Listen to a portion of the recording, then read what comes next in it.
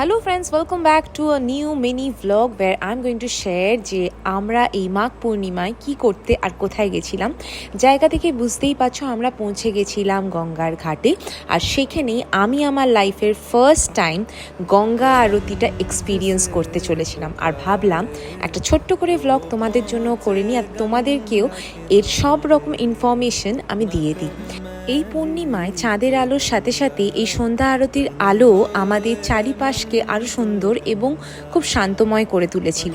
চারিদিকেই সবাই ঠাকুরের নাম ডাকছিল, আর তার সাথে এই আরতিটা এত সুন্দর লাগছিল যে তোমাদের কি বলবো।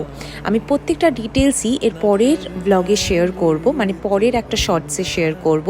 আর দেখতেই পাচ্ছ যে বৃষ্টি থাকাকালীনও চারিদিকে মানুষের কত সমাগম, চারিদিকে মানুষ ভর্তি, এদিক দিয়ে ট্রেন যাচ্ছে আর এদিকে এত সুন্দর আরতি হচ্ছে, আর দেখতে দুর্ধর্ষ লাগছিল।